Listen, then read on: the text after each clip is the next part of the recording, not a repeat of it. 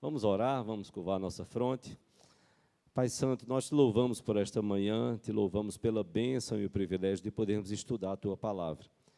E nós pedimos, ó Deus, que Tu possas abrir o entendimento do nosso coração para um assunto tão profundo que está na sua totalidade, além da nossa capacidade, tanto de expor como de compreender aquilo que está no teu coração de forma total, ampla e restrita. Mas, ó Deus, aquilo que o Senhor nos concede, compreender, entender e buscar explicar e compartilhar, que o Senhor nos dê a graça de podermos crescer nestes conhecimentos. E o resultado de tudo isso seja, Senhor, glorificarmos o Teu nome, podermos exaltar o Teu nome e buscarmos dar ao Senhor toda honra, toda glória e todo louvor. Te oramos assim em nome de Jesus, para a glória dele.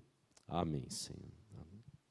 Eu convido você a abrir a palavra de Deus no Evangelho de João, capítulo 1. Evangelho de João, capítulo 1. Nós vamos ler dos versículos de 1 a 14. Quero pedir que você nos acompanhe silenciosamente. João, capítulo 1. Os versículos de 1 a 14, vamos lembrar que nós tratamos, no domingo passado, sobre a transcendência de Deus, e nós vamos pensar hoje sobre a imanência de Deus, como Deus se relaciona com as criaturas. Domingo passado a gente viu a transcendência no sentido da sublimidade, porém hoje nós vamos ver que, apesar de ser tão sublime, tão majestoso, tão glorioso, Ele deseja e Ele se relaciona com a sua criação e a sua criatura. E João já começa falando isso logo no primeiro capítulo. João, capítulo 1, o Evangelho de João, então, ele nos diz a partir do versículo 1 até o versículo 14. No princípio era o Verbo, e o Verbo, referindo-se aqui a Jesus, estava com Deus, e o Verbo era Deus. Ele estava no princípio com Deus. Todas as coisas foram feitas por intermédio dele, sem ele nada do que foi feito se fez. A vida estava nele, e a vida era a luz dos homens. A luz resplandece nas trevas, e as trevas não prevaleceram contra ela. Lembra que Jesus dizia: eu sou a luz do mundo. Houve um homem enviado por Deus, cujo nome era João Batista. Este veio como testemunha para que testificasse a respeito da luz, a fim de todos virem a crer por intermédio dele. Ele não era a luz, mas veio para que testificasse da luz, a saber, a verdadeira luz que, vinda ao mundo, ilumina a todo homem. O Verbo estava no mundo. O mundo foi feito por intermédio dele, mas o mundo não o conheceu. Veio para o que era seu, e os seus não o receberam. Mas a todos quantos o receberam, deu-lhes o poder de serem feitos filhos de Deus, a saber, aos que creem no seu nome, os quais não nasceram do sangue, nem da vontade da carne, nem da vontade do homem, mas de Deus. E o Verbo se fez carne e habitou entre nós, cheio de graça e de verdade, e vimos a sua glória, glória como do unigênito do Pai.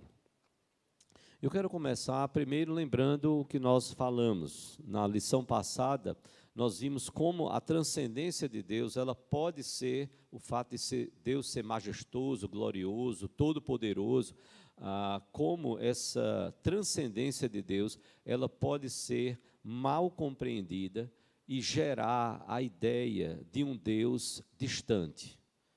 E aí a gente viu aquela ideia do deísmo, que pregou e defendeu de que Deus era tão transcendente, tão glorioso, tão majestoso, que ele não se relaciona e não se relacionava e não se relaciona com a criação e com a criatura. E veio aquela figura, aquela ideia do relógio e do relojoeiro. Lembra que nós comentamos que é na história a ideia do deísmo para ilustrar e dizer assim: Deus criou todas as coisas, Deus criou como o relojoeiro, criou o relógio, deu corda e soltou o relógio para lá.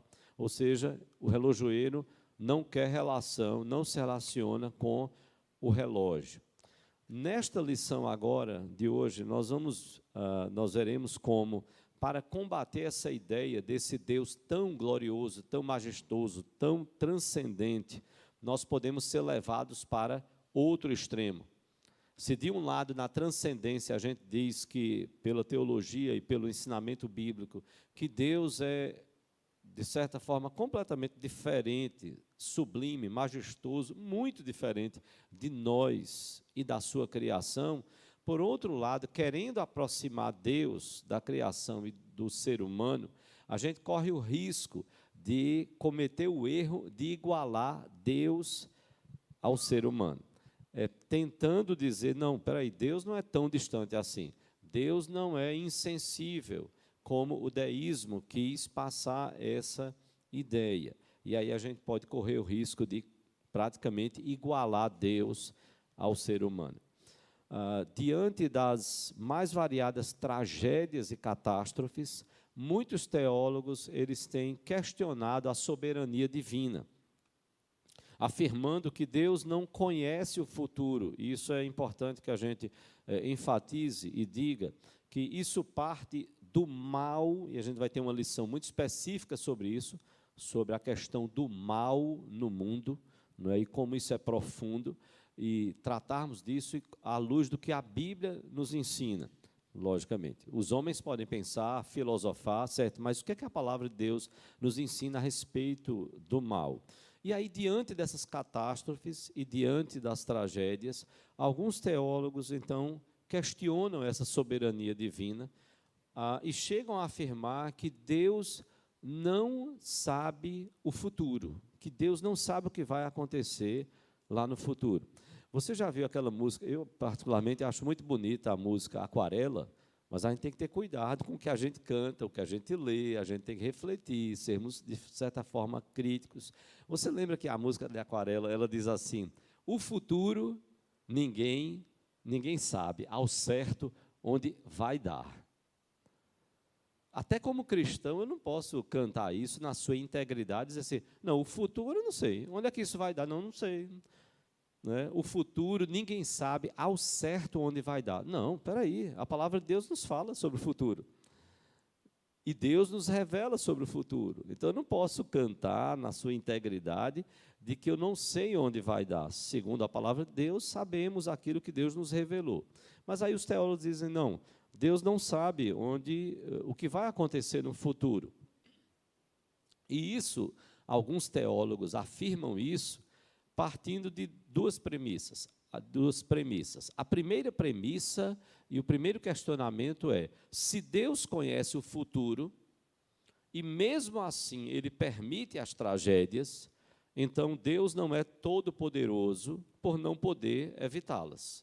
Então, o que leva esses teólogos a afirmarem que Deus não sabe o futuro, é porque diz, olha, se Ele é todo-poderoso, se Ele sabe o futuro, Ele sabe as tragédias que vão acontecer.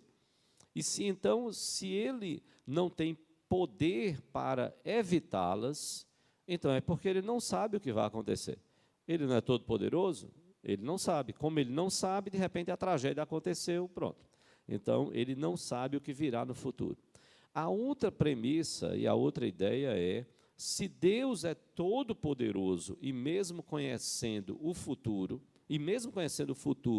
Ele não evita essas tragédias, então Deus é mau. Veja, se Ele é todo-poderoso, se Ele tem poder para evitar as tragédias, e se Ele conhece o futuro e não evita essas tragédias, a conclusão lógica desses teólogos é, então Deus é mau.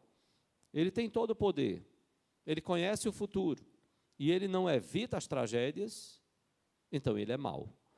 Então, são questões que a gente precisa ter muito cuidado à luz do que a palavra de Deus nos fala. E aí, o grande problema está justamente na distorção dessa imanência, dessa relação de Deus com a sua criação e com a sua criatura. Aí está o grande problema. É a distorção dessa relação de Deus com a criação e a criatura.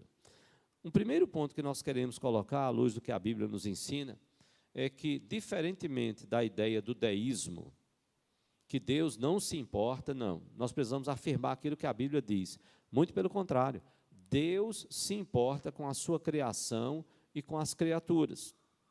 A imanência, ela, do ponto de vista da filosofia, é dito sobre esta imanência que diz-se daquilo de que um ser participa. Então, a filosofia, ela entende a imanência como sendo algo daquilo de que um ser participa. Então, do ponto de vista filosófico e da filosofia da religião, se Deus participa da sua criação, não só criando, mas se relacionando, se ele faz parte e ele mantém uma relação, então a filosofia, principalmente a filosofia da religião, ela vai dizer, existe a imanência, porque existe uma relação de Deus com a sua criação e a sua criatura. Do ponto de vista da teologia, a imanência diz respeito a exatamente o relacionamento de Deus com a sua criação. Então, a imanência, ela vai dizer respeito à relação de Deus com a sua criação. Eu vou convidar você a abrir no Salmo 113. Este é um salmo belo nesta questão da relação de Deus, mostrando esses dois lados, da imanência e da transcendência. O Salmo de número 113.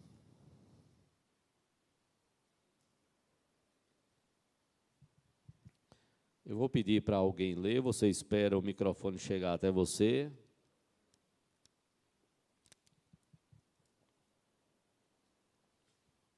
Opa, desculpa, a gente não preparou aqui. Vamos ter algum jovem. Hã? Esse aqui?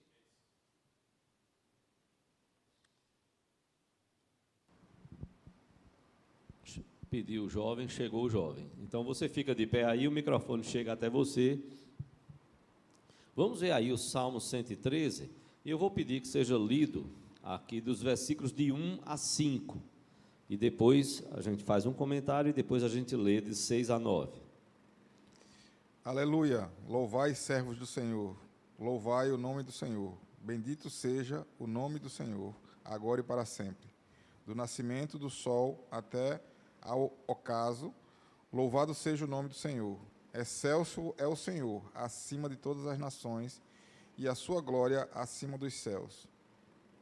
Quem há semelhante ao Senhor, nosso Deus, cujo trono está nas alturas? E aí, então, veja só, desses versículos de 1 a 5, e eu acho que a gente teve uma troca aí nessa, desculpa, eu terminei confundindo aqui a menção dos versículos.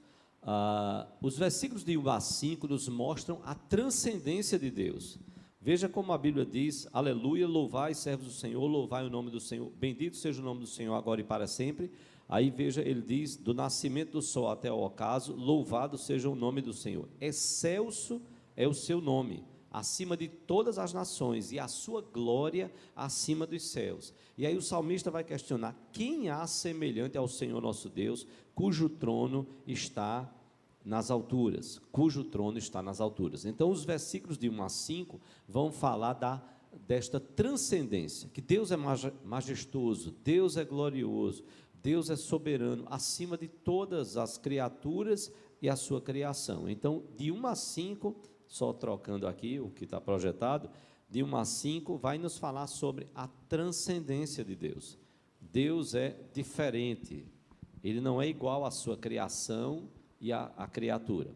Mas a Bíblia também vai nos falar da imanência neste mesmo salmo, por isso que eu vou pedir que leia de 6 a 9, que vai nos mostrar que esse mesmo Deus, que é questionado aqui no versículo 5, quem há semelhante, pode ser Alcione mesmo, que quem há semelhante ao Senhor nosso Deus, cujo trono está nas alturas, termina o versículo 5, agora vai mostrar a imanência, como Deus se relaciona com a sua criatura, com a sua criação, dos versículos de 6 a 9. Veja como nos diz.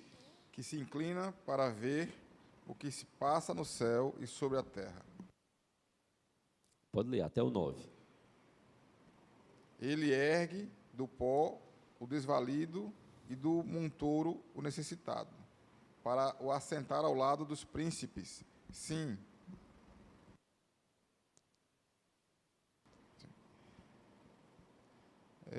Para assentar ao lado dos príncipes, sim, com os príncipes do seu povo. Faz que a mulher estéril viva em família e seja alegre. Não aperte, não. Se apertar, ele desliga. Se apertar Não, está desligado. Não sustente nessa parte que aperta. Faz a mulher estéril viva Faz que a mulher estéril viva em família e seja alegre mãe de filhos. Aleluia. Amém. Veja só, se de um lado, no começo, de 1 a 5, mostra a majestade, a grandeza, o poder de Deus, veja, de 6 a 9, observe como diz aí, que este mesmo Deus, ele se inclina para ver o que se passa no céu e sobre a terra. Aí a Bíblia vai dizer, ele ergue do pó o desvalido e do monturo o necessitado. Para que ele faz isso? Para o assentar ao lado dos príncipes, sim, com os príncipes do seu povo. É esse Deus que faz que a mulher estéril viva em família e seja alegre mãe de filhos. Aleluia. Ou seja, o salmista está mostrando que não é esse Deus que fica lá, que criou o relógio, deu corda no relógio e largou a sua criação. Não. Ele se relaciona. Ele se preocupa com aquele que está no pó. Ele se inclina para ver o que se passa no céu e sobre a terra, sobre a sua criação. E isso também vai nos falar o profeta Isaías. Eu vou pedir para alguém ler, e nós até lemos esse texto na aula passada, Isaías 57, 15. Isaías 57, 15. O que é que nos diz lá? Porque assim diz o alto, o sublime, que habita a eternidade, o qual tem o nome de santo. Habito no alto e santo lugar, mas habito também com o contrito e abatido de espírito, para vivificar o espírito dos abatidos e vivificar o coração dos contritos. Então veja, a palavra nos diz que Deus é transcendente, sim, que Ele é alto, assim diz o alto, o sublime, que habita a eternidade, o qual tem o nome de santo. Habito no alto e santo lugar.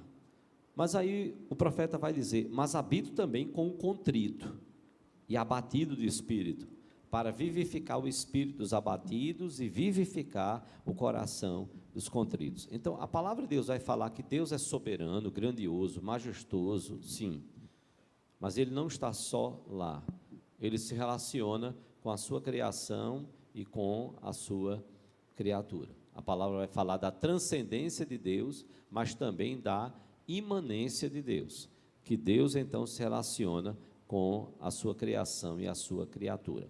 E essa imanência, ela é muito especial para nós como cristãos, por conta da encarnação de Jesus. Se Deus não se relacionasse com a criação e com a sua criatura, o Filho de Deus não iria encarnar, porque Ele é Deus.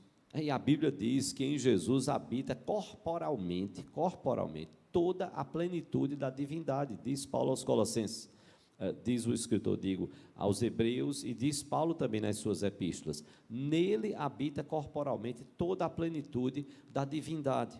E aí João vai testemunhar, como nós lemos no Evangelho de João, logo no começo da lição, no capítulo 1, versículo 14, João vai justamente dizer, e o verbo se fez carne, e habitou entre nós, cheio de graça e de verdade, e vimos a sua glória, glória como do unigênito do Pai.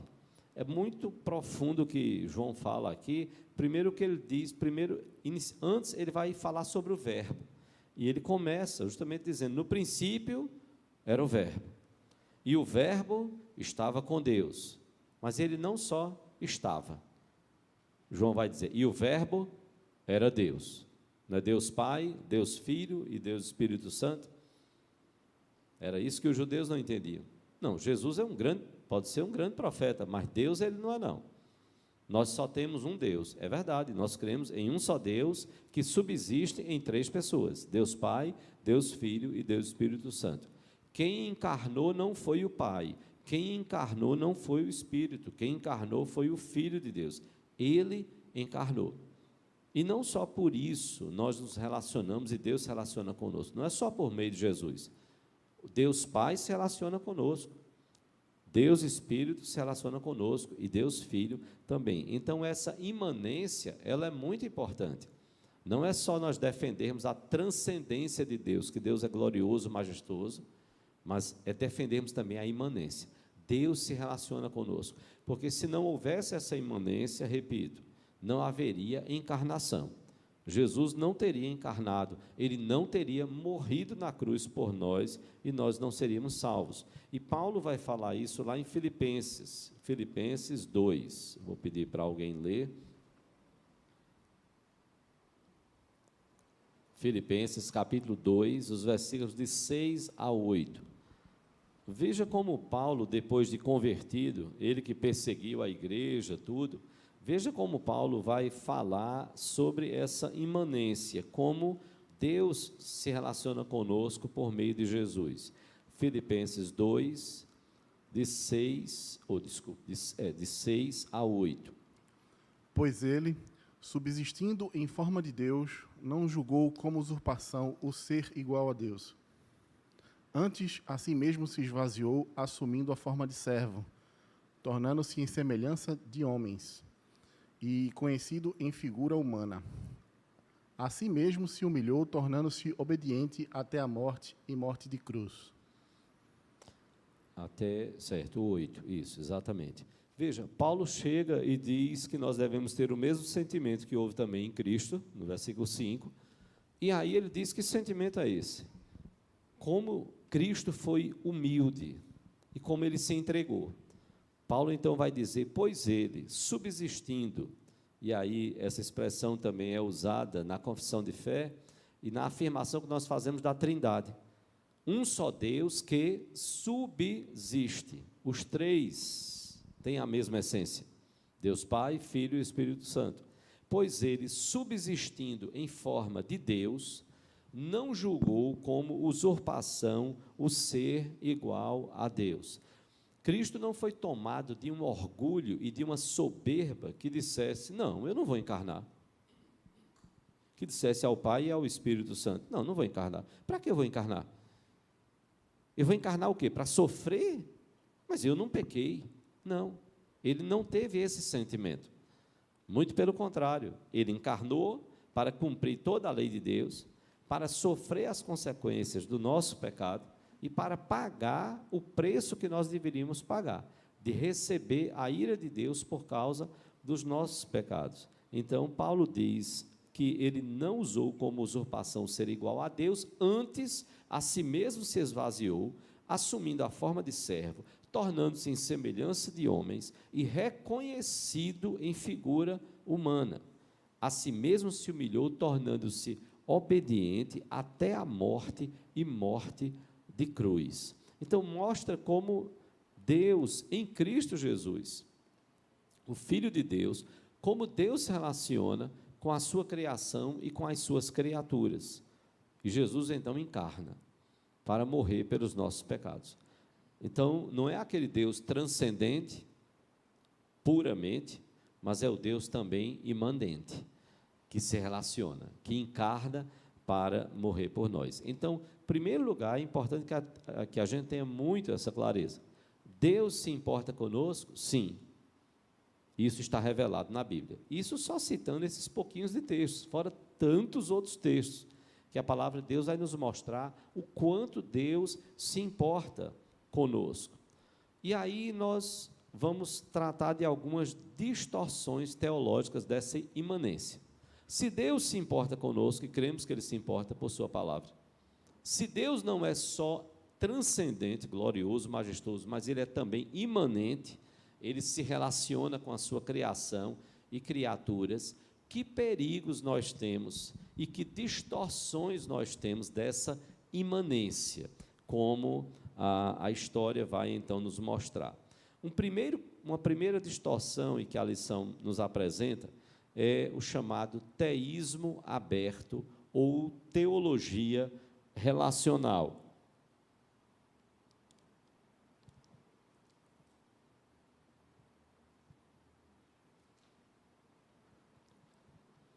Nessa tentativa de dizer que Deus se preocupa, se relaciona, se contrapondo ao deísmo, que dizia que Deus estava lá e não se importava, como relojoeiro que criou tudo, criou o relógio e jogou o relógio para lá. Então, o teísmo terminou caindo num extremo, querendo provar que Deus se relaciona, terminou caindo no outro extremo. O teísmo, basicamente, ele defende que Deus não pode conhecer e nem determinar o futuro, porque isso entraria em choque com a liberdade humana. Na visão do teísmo aberto, ou da teologia relacional, Deus não pode conhecer o futuro e nem determinar o futuro, Deus não pode determinar, porque isso, na visão do teísmo aberto, seria tirar a liberdade do ser humano. E lembra que nós tratamos sobre essa questão do livre-arbítrio, da liberdade total do ser humano e da ideia, inclusive da própria filosofia, de que o livre-arbítrio é você não ter nenhuma influência, nem interna e nem externa, que venha dar alguma direção a você. Então, a ideia do livre-arbítrio era você estar completamente livre para tomar a sua decisão. E aí, essa foi uma das primeiras lições, e você pode até voltar depois e estudar. Mas aí que a Bíblia mostra que, a partir do pecado, esse ser humano ele passou a ser influenciado. O seu coração pecaminoso e o seu contexto social pecaminoso. Então, tudo isso influencia o nosso coração a tomarmos decisões e que até a própria palavra de Deus vai dizer que as nossas justiças são como trapos de imundícia. Por mais que a gente procure tentar fazer a vontade de Deus, o nosso coração pecaminoso e o contexto ao nosso redor pecaminoso também nos afasta e nos impede de sermos 100% e tomarmos decisões 100% conforme a vontade de Deus. E aí veja, se esse Deus ele não pode conhecer e nem determinar, porque a ideia do teísmo é, na hora que Deus conhece o futuro, na hora que Deus determina que ele tem um plano, então Deus está tirando a liberdade do ser humano. Na teologia reformada, isso é ponto tranquilo, pacífico. Porque ele diz, não, o homem não tem liberdade. Livre-arbítrio, como ele vai ter se ele está tomado pelo pecado? Ele tem a influência do pecado no coração dele e na sociedade também tomada por este pecado.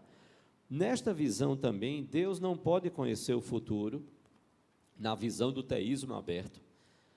Deus não pode conhecer o futuro, porque conhecendo esse futuro e não impedindo as tragédias, Deus estaria, então, desejando o mal e, por isso, ele seria, então, culpado. Então, veja como o teísmo aberto vai colocar. Primeiro, Deus não conhece nem determina o futuro, porque senão ele tira a liberdade do ser humano.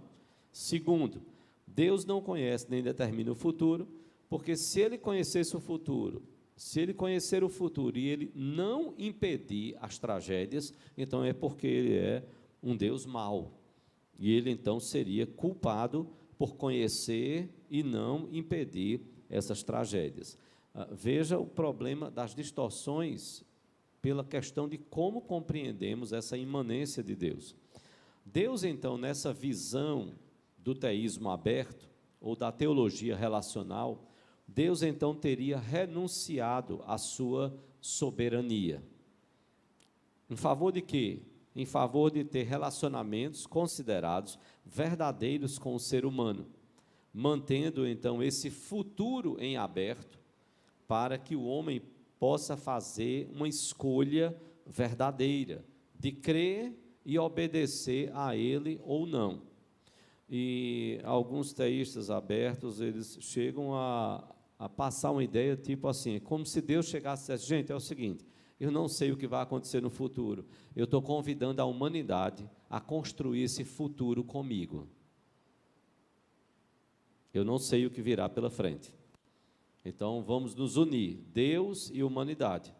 Como se Deus estivesse chamando a humanidade, por Ele não saber o futuro, por Ele não querer tirar a liberdade do ser humano, então Ele convida a humanidade para que a humanidade possa, juntamente com Ele, construir o que virá. E aí, então, qual é o problema que acontece? É que o teísmo aberto, ele cria um Deus à imagem e semelhança do homem. Ele inverte. Não é Deus que cria o homem à sua imagem e semelhança, mas é que o homem, através do teísmo aberto, dessa teologia relacional, ele cria um Deus à imagem do homem e semelhança de Deus. Só que a Bíblia mostra justamente o contrário. O Deus revelado na Bíblia, ele é o Deus que controla, ele é poderoso, é todo poderoso, e ele controla todos os eventos cósmicos. Eu vou pedir para alguém abrir lá em Isaías 42, 5, e outra pessoa abrir em Hebreus, capítulo 1, versículos 2 e 3. Isaías 42, 5 e Hebreus, capítulo 1, versículos 2 e 3. Vamos ver como a palavra coloca, como Deus é todo-poderoso e como Ele controla todos os eventos cósmicos. Vamos ver Isaías 42, 5. Deixa eu ficar em pé. 42, 5. E assim diz Deus, o Senhor que criou os céus e os estendeu, formou a terra e tudo quanto produz, que dá fôlego de vida ao povo que nela está e o espírito aos que andam nela. O profeta Isaías vai dizer que Deus criou os céus e os estendeu, que Deus formou a terra e a tudo quanto produz. É este mesmo Deus que dá fôlego de vida ao povo que nela está e o espírito aos que andam nela. O profeta Isaías vai mostrar justamente esse poder de Deus. Foi Ele quem criou todas as coisas e a vida está nele. É Ele quem dá a vida àqueles que estão sobre a terra. Mas veja o que diz também Hebreus. Outra pessoa pode ler aí. Hebreus, capítulo 1, os versículos 2 e 3. O que é que o escritor aos Hebreus nos diz? Nestes últimos dias nos falou pelo Filho, a quem constituiu herdeiro de todas as coisas, pelo qual também fez o universo. 3. Ele que é o resplendor da glória e a expressão exata do seu ser, sustentando todas as coisas pela palavra do seu poder, depois de ter feito a purificação dos pecados, assentou-se à direita da majestade nas alturas. Amém. Veja só, o escritor aos Hebreus começa dizendo: tendo Deus outrora falado muitas vezes, de muitas maneiras aos pais pelos profetas, aí ele nos diz no versículo 2, nesses últimos dias nos falou pelo Filho. E este Deus constituiu este Filho herdeiro de todas as coisas, pelo qual também fez o universo. Ou seja, o universo foi feito por meio da palavra, do verbo, da pessoa do Senhor Jesus. Aí, sobre Jesus, a Bíblia vai dizer, Ele que é o resplendor da glória e a expressão exata do seu ser. Jesus é a expressão exata do ser de Deus, sustentando todas as coisas pela palavra do seu poder. Deus, e em Cristo também, sustenta todas as coisas pela palavra do seu poder. Depois de ter feito a purificação dos pecados, assentou-se à direita da majestade nas alturas. Ontem eu estava ouvindo uma pregação que foi dos 150 anos do presbiterianismo na Bahia, aconteceu aí um pouquinho tempo atrás agora, e uma pregação do pastor Jeremias Pereira, ele chegou a dizer assim, ele disse, olha, eu parei com esse negócio de dizer, Deus abençoe, digo mais não digo mais isso, Deus abençoe, não. Ele disse, quem é Deus? Ele disse, veja, eu estou usando muito, Jesus abençoe você. Porque veja o problema, ele disse, quando eu digo Deus abençoe, e eu sei que a gente faz isso com tanta naturalidade, e com fé, e crendo na pessoa de Deus, Ele disse, olha, para a pessoa que não tem o conhecimento correto, aí você, Deus abençoe. Ah, tá certo. Alá me abençoe. Buda me abençoe. Se eu sou panteísta, então tudo. A pedra me abençoe, o que seja, o rio me abençoe. Está muito amplo a ideia de Deus. Ele disse, para o mundo no qual nós estamos vivendo. Ele disse, quando eu falo, Jesus abençoe você, ele disse, olha, eu já estou dizendo que eu sou cristão, que eu estou dizendo, Jesus abençoe, eu já estou dizendo para você quem é o meu Deus. Jesus é Deus, para mim, eu estou testemunhando da fé que eu tenho no Senhor Jesus Cristo. Então, veja, o escritor aos Hebreus, ele vai enaltecer o nome de Jesus, até o ponto de dizer, olha, tendo se tornado tão superior aos anjos, quanto herdou o mais excelente nome do que o nome dos anjos, como está no versículo 4. Mas o que é interessante desse texto é que a Bíblia diz, sustentando todas as coisas pela palavra do seu poder. Deus não apenas criou e largou, mas Ele sustenta todas as coisas pela palavra do seu poder. Então, a Bíblia não vai dizer que Deus não sabe o futuro, que Deus não planeja, não, muito pelo contrário. A Bíblia vai dizer que Deus é todo-poderoso, que Deus controla todos os eventos cósmicos, e a Bíblia está dizendo aí que Deus sustenta em Cristo Jesus todas as coisas pela palavra do seu poder. O mundo não está largado, jogado, não. Deus tem um plano e o plano dele há de se concretizar, como Jó disse, bem sei que tudo pode, e nenhum só de teus planos. Aos olhos de Jó, Jó poderia... Lembra que a mulher disse, Jó, amaldiçoa esse teu Deus e morre. Eu disse, você está morrendo, rapaz. Você está se acabando aí, amaldiçoe. Você está bem dizendo. Deus deu, Deus tomou. Bendito seja o nome do Senhor. Você continua bem dizendo. Não. As coisas estão se acabando, está tudo se acabando. Amaldiçoa esse teu Deus e morre. Jó vai dizer, eu sei que o meu Redentor vive. Bem sei que tudo podes. E nenhum só de teus planos pode ser frustrado. Mas há uma outra questão que a Bíblia nos revela, que está lá em Isaías 45, versículo 21, Isaías 48, 3. Eu vou pedir para alguém ler Isaías 45, 21 e Isaías 48, 3.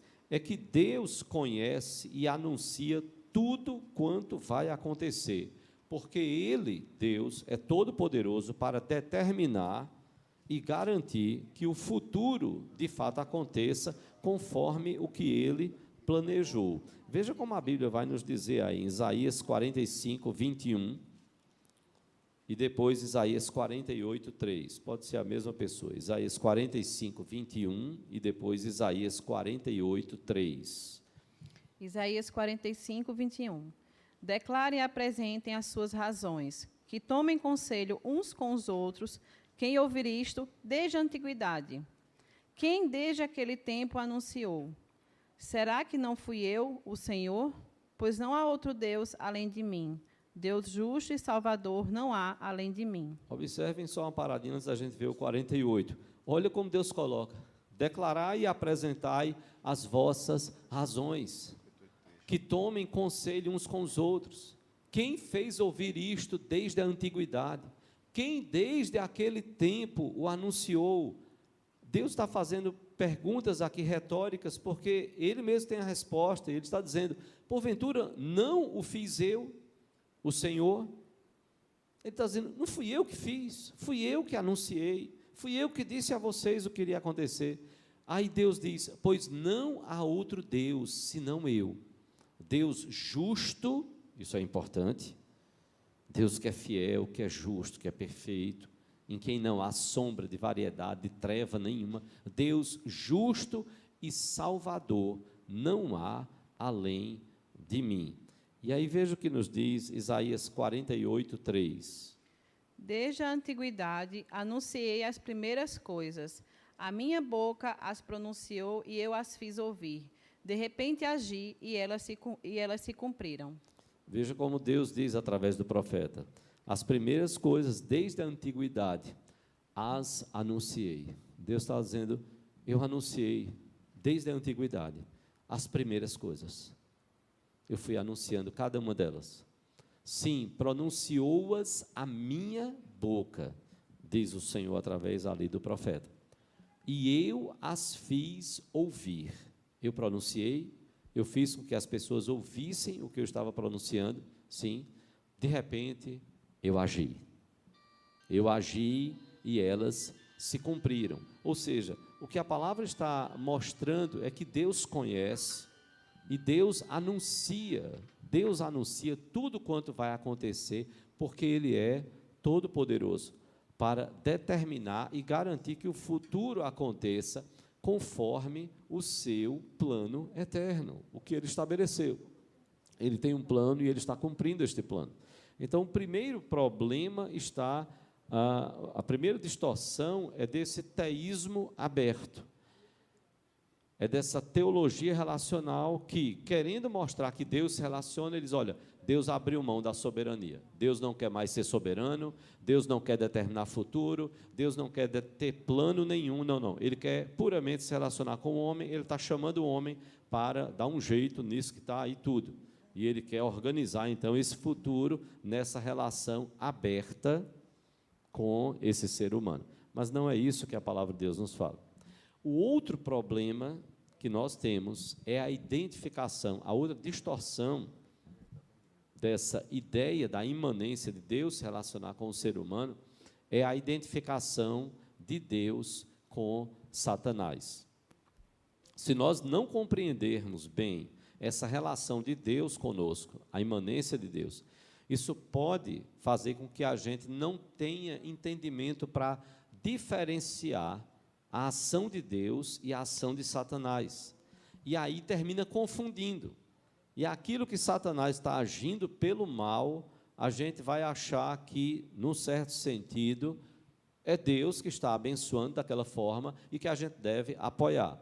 E aí vem uma menção a Karl Barth. Karl Barth foi um teólogo protestante suíço, que viveu de 1886 a 1968.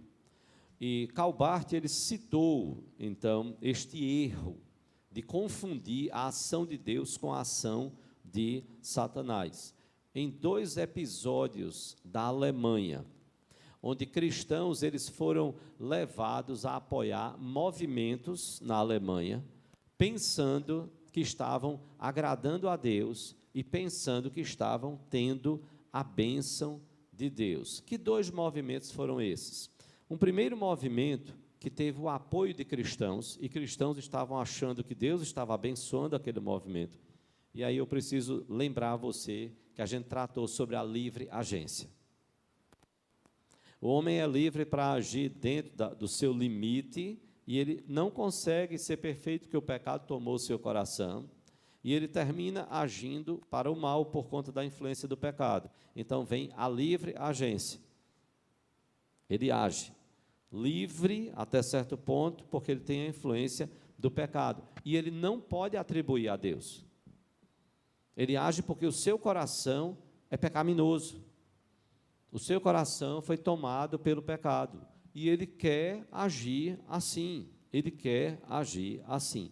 E Deus, no seu plano, por mais que a gente não tenha, talvez, a capacidade humana e a razão humana para compreender isso, Deus usa isto para a glória dele, ou para transformar em bem para as nossas vidas e mudar. Sabemos que todas as coisas cooperam para o bem daqueles que amam a Deus, ou para trazer juízo sobre o ser humano, e desta forma também manifestar a sua glória. Então, isso para a gente ter bem claro, que não é todo movimento que está tendo a bênção de Deus, e que aquilo está correto à luz do que, se está acontecendo, então é porque está correto. Não. Pode estar acontecendo e está contrário àquilo que a palavra de Deus ensina, porém Deus vai usar isso para reverter para a glória dele e para o bem do seu povo. Quantas vezes o povo de Israel agiu erradamente? Estava errado, e Deus estava dizendo, está errado. Agora, Deus usou aquilo que o povo, seu próprio povo, povo ali de Israel, que Deus escolheu para manifestar a sua glória, Deus usou para a edificação, para a correção do povo, como faz também com a igreja. O primeiro movimento foi na Primeira Guerra Mundial. Cristãos alemães, eles defenderam defenderam que a política de guerra do Kaiser, Kaiser vem Kaiser do latim, Kaiser, imperador, do imperador Guilherme, do latim, Kaiser, e aí Kaiser, tem até cerveja, mas não é a cerveja, né? Aí, de repente, diz, rapaz, agora eu estou entendendo, ó, Kaiser, imperador, é o termo para imperador, e de onde Kaiser, com C, no latim, vem Caesar, César. O imperador não era chamado assim? Ave César, ave imperador. Pronto, então, o imperador Guilherme, da Alemanha, com a sua política de guerra, muitos cristãos entenderam na Primeira Guerra Mundial que Deus estava abençoando a Alemanha. Não. E muitos cristãos oraram, muitos cristãos apoiaram, estavam errados naquilo que estavam fazendo. Na Segunda Guerra Mundial, foi o segundo evento que cristãos apoiaram. O mesmo equívoco que cristãos alemães cometeram com a Primeira Guerra, eles cometeram com a Segunda Guerra Mundial. O mesmo equívoco, com a política de guerra de Hitler e com o nazismo. Isso aí é impressionante porque os cristãos apoiaram a tal ponto que pastores, eles abençoaram o nazismo no domingo de Páscoa. No dia 16 de abril de 1933, pastores proferiram bênção sobre a nação de Israel, a nação da Alemanha e sobre o nazismo. Clérigos coletaram ofertas em homenagem ao aniversário de Hitler, além de desfilar com a suástica bordada nas suas roupas, o clero da igreja luterana. Documentos de lealdade, o documento de lealdade foi de lealdade a Adolf Hitler e ao Estado alemão. Ele foi assinado por 600 pastores e 14 professores de teologia. Eu quero colocar algo que não está aí na sua lição, essa menção a Dietrich Bonhoeffer. Dietrich Bonhoeffer foi um pastor luterano da resistência ao nazismo. Ele foi preso. É dito, se você pesquisar ou ver, por exemplo, a Wikipédia na internet, vai dizer exatamente que ele fez parte de um grupo que tentou assassinar Hitler, tentou tirar a vida de Hitler.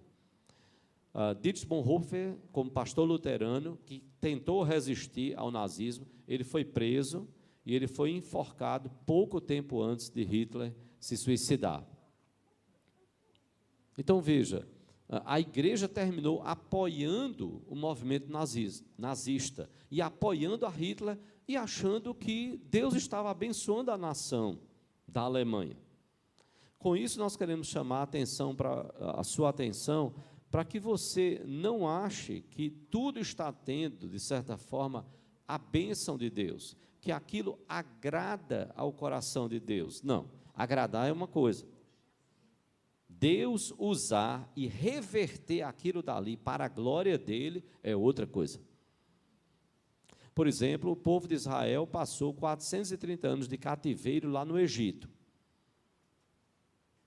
O povo foi idólatra em muitos momentos. Isso agrada a Deus? Não. A palavra de Deus proíbe? Proíbe. E o povo foi idólatra.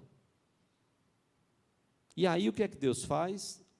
Deus profetiza, Deus diz o que vai acontecer, e no plano de Deus, repito, que a gente não consegue entender a sua complexidade total, e aí a gente vai tentando entender alguns caminhos que Deus nos revela. Deus tem um propósito em todas essas coisas. Deus manifestou a sua glória, quando há uma expressão lá até nós já usamos em algum momento, muito raramente, mas uma vez, celebrando a ceia, eu usei o texto lá de Êxodo, acho que num contexto de Páscoa, e Deus diz lá em Êxodo: eu executarei juízo sobre todos os deuses do Egito. Aquela nação vivia na idolatria. Os irmãos de José venderam ele. Isso é impressionante. Eu acho chocante e desafiador, muitas vezes, para o meu próprio coração. Você já parou para pensar o que é José diante dos seus irmãos? José reconheceu os seus irmãos e eles não reconhecerem José. E aí José poderia ter pego toda a sua guarda e ter dito, ó, prende tudinho, dá uma surra neles, a gente vai montar um esquema aqui, porque isso são os miseráveis, rapaz. Sabe quem são eles? São meus irmãos. O que, José? Você lembra que eu sou hebreu, eu sou da descendência hebreia, eu sou do povo de Israel, eu fui vendido por eles. Então a gente vai montar um esquema, e a gente vai dar uma boa surra nesse pessoal, eles vão me pagar pelo que eles fizeram. Agora veja, José faz isso? Não. José monta o esquema justamente para se revelar a eles. E aí há toda uma história, que nós já bem conhecemos, belíssima. Como Deus deu sabedoria a José. E aí vem todo aquele enredo, o copo que é encontrado, vem para cá, vai para lá, tudo. E aí, olha, ele vai ficar preso. O quê? Não, nosso pai vai morrer se ele não voltar. Ele é o filho. Olha, nosso pai já perdeu um. Ah, foi. Quem é esse um? Que história? Me conte a história. Sou eu. O quê? Sou eu, José. Eu que vocês venderam. Mas olhe, não temam. Tudo isso foi a mão de Deus. Viria uma grande fome. Deus queria agir. Deus queria salvar o nosso povo, o povo de Israel. Deus queria agir aqui no Egito. A glória de Deus sendo manifesta para todo mundo ali, através de José. Que coisa tremenda. E aí, nós temos que ter muito cuidado para a gente não misturar e a gente não tirar a responsabilidade de quem tem responsabilidade. Ainda, repito, que não compreendamos a totalidade deste plano de Deus. Então, cuidado com essa distorção de misturar e tirar a responsabilidade que é de Satanás, que é nossa como seres humanos, e atribuirmos a Deus. Uma terceira distorção é a identificação de Deus com o universo criado. É uma terceira distorção. E daí, então, é que nós temos o panteísmo. Pan, tudo, theos, teísmo, Deus. Então, tudo é Deus. Para o panteísmo, Deus e o mundo, eles formam uma unidade essencial. Porque para o panteísmo não existe uma divindade transcendente, sublime, gloriosa, majestosa. Não, isso não existe. Para o panteísmo, tudo é imanente. Deus está se relacionando com a sua criação. Está tudo misturado. E tudo volta para Deus. Criaturas e criação. É tudo indivisível. A madeira é Deus, a rocha é Deus, a água é Deus, tudo, toda a criação, nós somos deuses, tudo. Deus e a matéria, Deus e a criação, Deus e as criaturas, está tudo misturado. E tudo vai voltar, nós partimos de Deus e tudo vai voltar para Deus. E isso daí tem uma influência muito perigosa nos nossos dias. Talvez você está ouvindo pessoas dizerem assim, olha, não procure Deus fora de você, Deus está em você. Jesus não disse isso. Jesus, quando se deparou com judeus que estavam confrontando ele, que estavam querendo derrubá-lo, não estavam crendo nele como Salvador, Jesus disse, vocês são do diabo, vós sois do diabo. Jesus foi bem claro. Tem nada de Deus em vocês, vocês são do diabo, vocês estão usando a lei para o benefício de vocês, vocês não têm parte com Deus, vocês são do diabo. Judas é o filho da perdição. Não, Deus não está em Judas. Mas nós começamos a ouvir hoje muitas pessoas dizerem, não procure Deus fora de você, Deus está em você. E aí vem também uma ideia perigosa, olhe para dentro de você, para a luz interna que está em você. Eu fiz uma ultrassonografia, bebi tanta água, que eu disse, rapaz, não tem uma luzinha não que você possa colocar, bota lá dentro, pronto. Que aqui não tem luz interna. Não, olha, há uma luz interna dentro de você. Não. Veio para o que era seu, mas os seus não receberam. Mas a quantos o receberam, Deus deu a eles, deu-lhes o poder de serem feitos filhos de Deus. Nós só somos filhos da luz quando Deus habita em nós por meio da fé no Senhor Jesus Cristo. Então, cuidado para a gente não cair nessa ideia de imanência, a gente não cair nessa mistura de achar que tudo é Deus, que todos são de Deus. Não, a Bíblia não nos ensina isso. Isso, filosoficamente, socialmente, isso é muito bonito. Pegaram uma meditação minha nesse período da pandemia. Eu digo, mas rapaz, esse pastor, você não imagina as figurinhas que saem rolando aí pelos apps dos jovens, da turma, tudo. Deixa eu só fazer talvez você já viu essa expressão, e eu não estou zombando, eu estou falando de religião, para que você compreenda a questão até da própria filosofia da religião, o que está por trás das ideias. Não sei se você já viu esse gesto que eu vou fazer.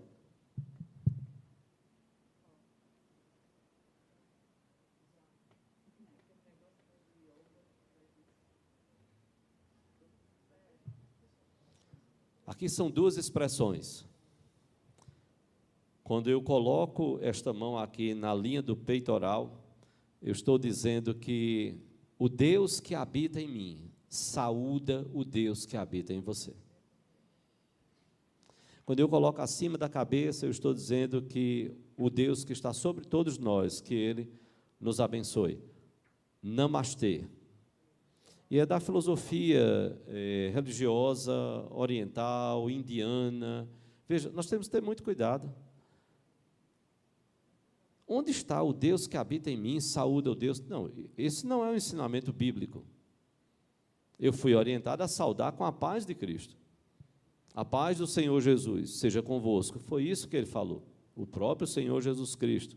Então, eu tenho que ter muito cuidado com essas ideias, porque, repito, socialmente é uma coisa bela, bonita, de eu dizer, olha, o Deus que habita em mim respeita o Deus que habita em você. Oi, tem vários deuses aí, é isso que a Bíblia me ensina? Não, a Bíblia ensina que há um só Deus, que subsiste em três pessoas, Deus Pai, Filho e Espírito Santo.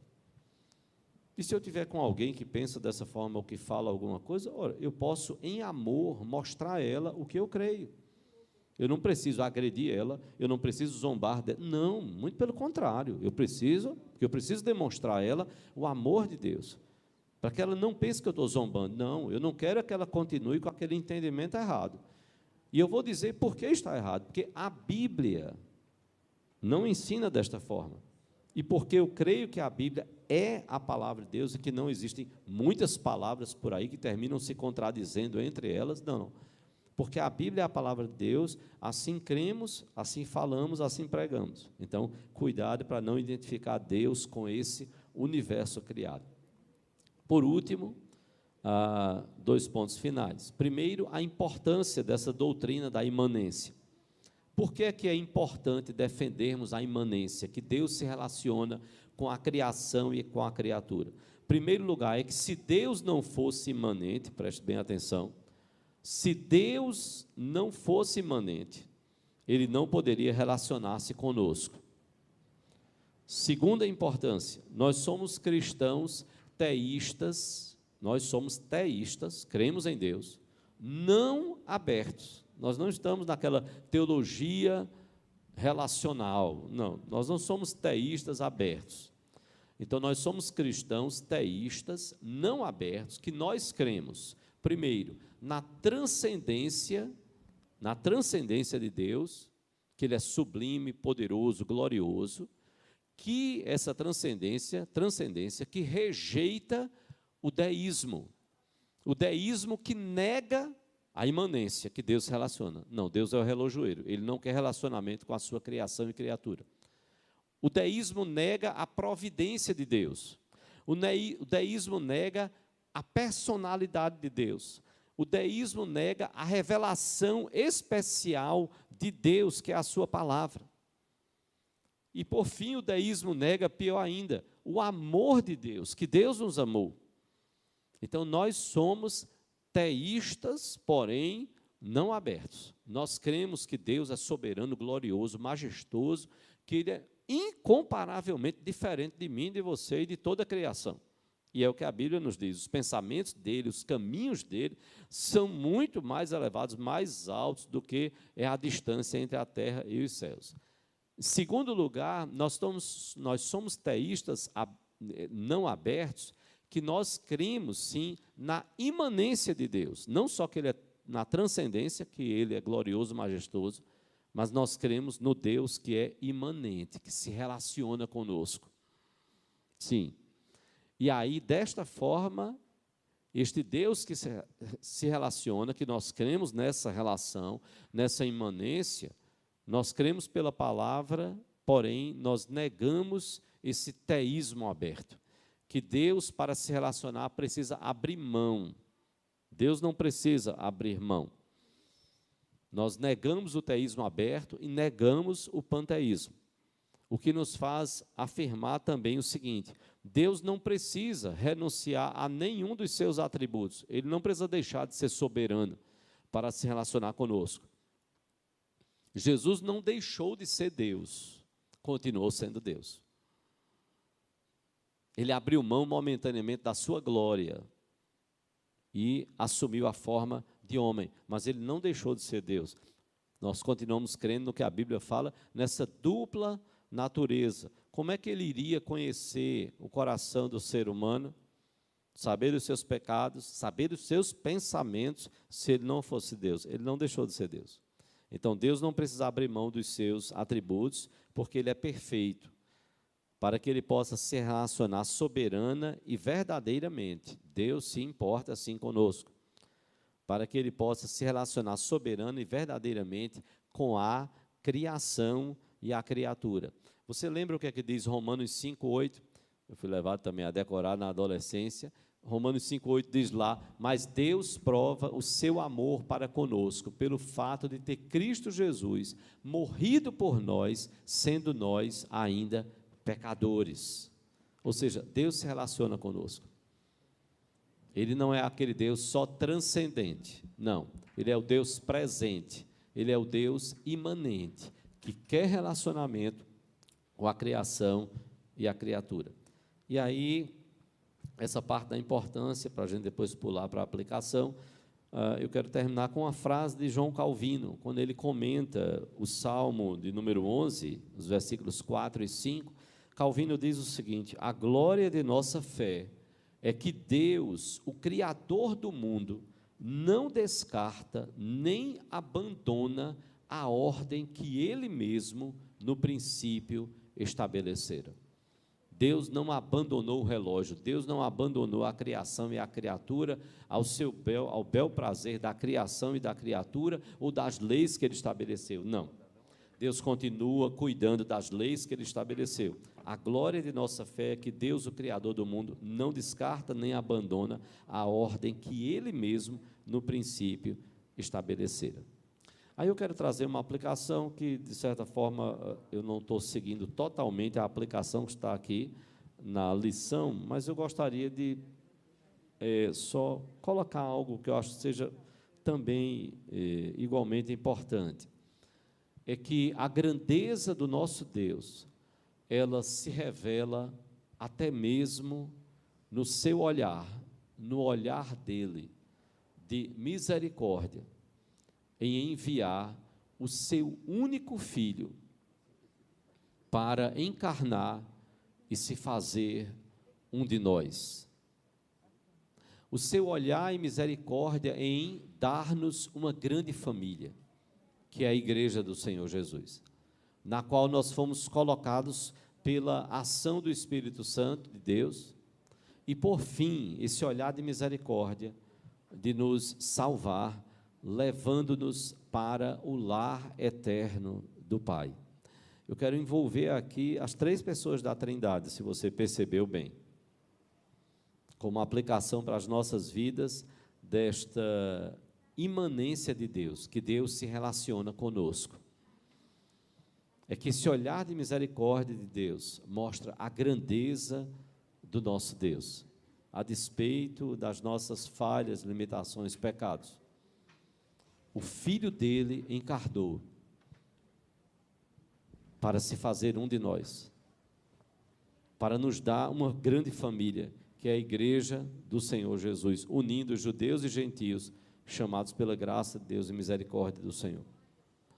e aí colocados nessa igreja pela ação do Espírito Santo. O Filho encarnou, somos colocados na igreja pela ação do Espírito, para que um dia nós possamos estar no lar eterno do nosso Pai. Ontem, vendo um programa, já tarde da noite, passando por ele, me chamou a atenção quando um testemunho de um programa secular mesmo, de grandes emissoras aí eu vi na hora que uma mulher, ela falou sobre, ela perdeu um filho que admirava muito um cantor ali, admirava muito um cantor. E veja, por favor, entenda, eu tive um olhar de misericórdia de pensar assim, puxa, como a dor de uma mãe, se ela não conhece a palavra, como ela pode se sentir um tanto confortada com a mentira à luz do que a palavra fala. As pessoas podem achar que é verdade, mas a palavra não fala isso. E aí, então, o cantor disse, eu posso lhe abraçar? E aquele que estava dirigindo o programa disse, por favor. As pessoas estavam de máscara. O cantor foi até a mãe e abraçou. E ela chegou e disse, eu sinto que o meu filho se sentiu abraçado por você, pelo cantor. Não. Quem foi abraçado foi a mãe. A Bíblia não diz que o filho está ali na mãe. Não. Pode até ser confortante, mas isso não é a verdade. A palavra de Deus não fala que o filho está ali na mãe. O filho sentiu o abraço da mãe, do cantor que ele admirava? Não. Foi um ato de consolo? Sim. Um ato de misericórdia? Sim. Um ato de afeto do cantor em relação à mãe? Sim. Até aí. Agora, não abraçou o filho. E aí alguém, então, falou uma coisa que eu digo, meu Deus, veja como a nossa humanidade caminha. A pessoa disse, deveria ter uma lei divina. Eu começo a dizer agora a Deus o que eu acho que Ele deveria fazer. Deveria ter uma lei divina que impedisse um pai, em outras palavras, um pai e uma mãe de enterrar um filho.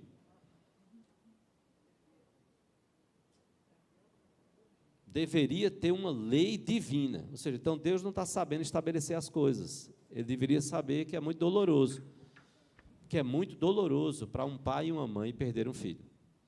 Eu estive recentemente fazendo a cerimônia de um tio. E quando terminou tudo, conversando com meu irmão Davi, eu fui me despedir dele, a gente começou um assunto, ele fez, a gente podia caminhar até aqui os túmulos? Aí, realmente eu queria voltar, mas senti que ele queria continuar a conversa. Eu disse, não, tudo bem. Ele fez, porque eu vou lá no túmulo, aí falou de um dos nossos parentes e fez, e eu vou também no túmulo onde está o caixão, os restos e tal, o túmulo das minhas duas filhas. Elas nasceram e morreram, questão de pouquinhas horas, talvez 2 horas, numa noite de Natal. Eu nunca esqueci, porque a família estava toda reunida, a família estava se reunindo, liguei ao pai, ele chegou e disse, não, nós não vamos ter mais jantar. Eu disse, mas está tudo pronto, eu disse, não vai ter mais jantar por quê? Eu disse, meu filho, faça o seguinte, mude a rota e vá lá para o hospital tal. Ana acabou de ter os 2 bebês, lá a gente conversa. Eu disse, mas o que foi? Eu disse, lá a gente conversa. Eu disse, ok. Eu disse, pronto, Solange, já aconteceu alguma coisa. Deixamos as meninas lá em Olinda e seguimos para o hospital e as 2 bebezinhas que nasceram, faleceram. Então, veja, eu não posso dizer a Deus qual é a lei que Ele deveria determinar. Eu nunca perdi um filho, mas meu irmão perdeu. Muito profundamente doloroso. Se rebela contra Deus? Não. Não entendemos por que Deus permitiu isso, onde está o plano. Não, Senhor, nos ajuda a depender de Ti, nos ajuda a nos voltarmos para Ti, Senhor, e dá ao Senhor toda honra, toda glória e todo louvor. E aí eu fiquei pensando, meu Deus, a pessoa dizer assim, Deus deveria existir uma lei divina, se é divina, quem tem que estabelecer é Deus, em que um pai não enterrasse seus filhos. Eu entendo por conta da dor do coração de um pai e de uma mãe. Mas um pastor foi questionado por um pai que questionou e disse: onde estava Deus quando meu filho morreu? E o pastor ficou com aquilo no coração. Eu não sei em que tempo o pastor disse: olha, Deus estava no mesmo lugar de quando o filho dele, sem ter culpa nenhuma, morreu na cruz. Ninguém sofreu tanto quanto o Pai, quanto Deus Pai, de ver o seu filho crucificado. Nem Maria sofreu tanto quanto o Pai, de ver o seu filho crucificado e passar por todos os horrores de uma crucificação, para perdoar o meu e o seu pecado.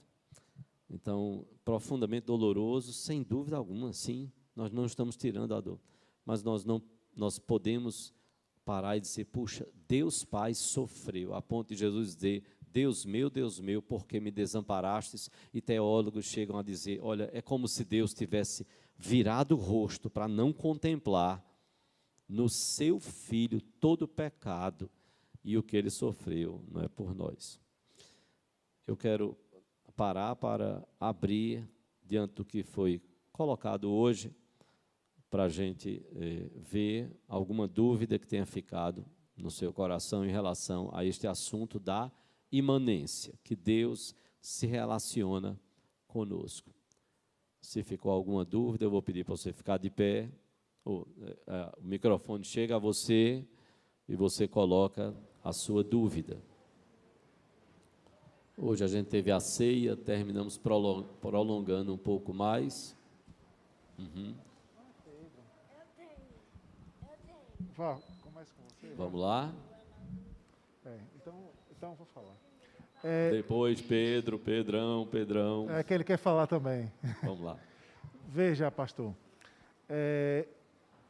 como a gente deve fazer assim para discernir nesses momentos assim que passamos críticos, que muitas vezes a ação de Deus é confundida com a ação de diabo, porque assim, né, a gente na história tem passado por momentos bem dificultosos, inclusive as igrejas reformadas, né? Que na época da apartheid a gente, enquanto a igreja reformada lá, apoiou o apartheid, né? Lá na África do Sul, né? Aí, assim, é o quê? Seria buscar pacientemente no Senhor, orar, assim, procurar ver na Bíblia qual entendimento a gente deveria aplicar, porque muitas vezes a gente, estando inserido na história, a gente tende a ficar fraco e acabar fazendo a opção errada, que nem o povo de Deus, né, naquele momento que acabou sendo traído junto com Josué, né, que acharam que esse povo que estava próximo deles era um povo que veio de longe para fazer aliança, mas era um povo de próximo, né? Certo. Então, veja só, o que fazer, se você precisar sair, calmamente, saia em silêncio. Mas veja só, o que fazer diante dessas dúvidas dos momentos que vivemos? Em primeiro lugar, nós precisamos lembrar que a revelação de Deus é através da sua palavra. Então, eu preciso estar estudando a palavra, eu preciso comparar, eu preciso ter cuidado com o que se é dito, é pregado, é falado. Precisamos ter muito cuidado. Veja como os alemães agiram, apoiando um regime que não estava sendo abençoado por Deus. Deus usou, sim, mas não sendo abençoado por Deus. Não agindo de acordo com a palavra de Deus. O apartheid e tantos outros regimes e situações. Então, veja, nós precisamos ter cuidado, sim, precisamos checar isto à luz do que a palavra de Deus fala. Eu lembrei de um político que ele lançou e está chegando aí, né? Está chegando não, já estamos nesse contexto político, e aí um político colocou no outdoor. Ele foi candidato a prefeito de Jaboatão, não vou dizer o nome, mas isso já há muitos anos ele colocou ali: se Deus é por nós, quem será contra nós? Vê? E ele lá, candidato. Veja, se Deus é por nós, quem será contra nós? Oi, peraí, se Deus está sendo por você, então a gente tem que votar em você. Aí quem foi contra? O povo. O povo não elegeu ele. Eu digo, ótimo, maravilhoso. Foi usar a palavra de Deus de forma errada, tinha problemas de corrupção, tudo. Se Deus é por nós, quem será contra nós? Pronto, o povo. Deus não estava sendo por você, Deus não queria você ali, e principalmente envolvido com corrupção. Então veja, nós temos que ter muito cuidado, e a igreja precisa, antes de sair distribuindo apoio para A, B, C, para tal ou qual partido, isso, aquilo outro, e achar, repito, como os cristãos alemães acharam, achar que está tudo resolvido e que é daquela forma e que Deus está abençoando aquele regime. Nós precisamos meditar na palavra de Deus. Nós precisamos orar pedindo sabedoria a Deus. Nós precisamos compartilhar uns com os outros, ouvir uns aos outros. Senta com seu irmão em Cristo, em respeito, faça isso. Evite essas confusões de mídias, evite distratar, crente que está distratando o outro. Não, pare, aprendamos uns com os outros. Deus não está só em você que é cristão, Deus está também no outro cristão, então eu preciso ouvir o outro, a minha opinião pode estar errada, né? Então, isso é importante que a gente faça. E ainda que uma denominação venha a proclamar alguma coisa, cuidado, nós somos seres, nós somos seres individuais, nós não somos rebanho de um curral, nós somos rebanho de Cristo, não é povo do seu pastoreio. Mas não a gente ser tratado como um rebanho eleitoral, tá certo? Então, pedirmos sabedoria, olharmos para a palavra, pedirmos sabedoria a Deus, compartilhar uns com os outros, ouvirmos também mais uns aos outros, compartilharmos, orarmos juntos, refletirmos se aquilo glorifica a Deus, se aquilo tem base na palavra de Deus, e ainda que usem versículos, cuidado, ainda que usem versículos, mais cuidado ainda, para a gente não ser levado achando que simplesmente que está sendo citado um versículo, está tudo resolvido. Não, né?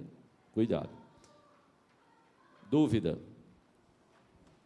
Esse Deus que se relaciona conosco quer que a gente se relacione uns com os outros. Então, vamos ter cuidado em tudo aquilo que a gente faz, né? Pensa, fala. Mais alguma dúvida? Não?